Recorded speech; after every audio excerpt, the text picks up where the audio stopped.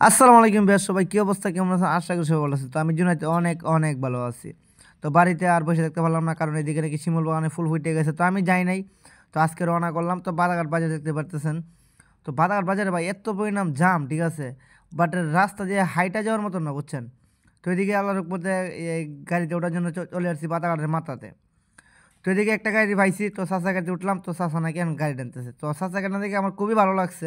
মানে চাচা গাড়িটা এত সুন্দর সাজায় রাখছে, মানে বিয়ে বাড়িতে গেলে যেরকম সাজা রাখে, ঠিক আছে, স্বাস্থ্যটা এরকম একটা সাজা রাখছে, আর খুবই ভালো লাগছে আমার থেকে।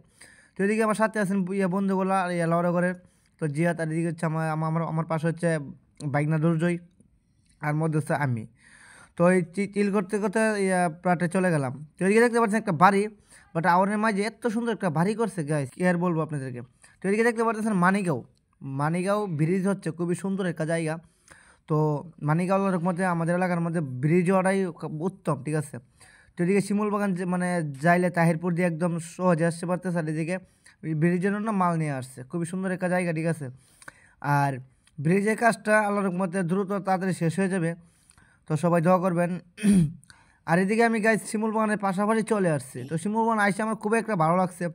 বাট আমাদের বাড়ির পাশে হলে কি হবে, কারণ আমরা শিমুল বাগান আসতে পারি না। মানে বাড়ি গরু কখনো গাড়ারে গাছ খাই না, ঠিক আছে। তো বাট আমি আসলাম, ঠিক আছে। এদিকে শিমুল বাগান ঢুকতেছি, খুবই সুন্দর একটা ফুল, মানে এত সুন্দর। এদিকে দেখতে পাচ্ছেন শিমুল বাগানের এই তুলা দিয়া বালিশ পাওয়া যায়, অথবা মানে অরিজিনাল তুলা দিয়া।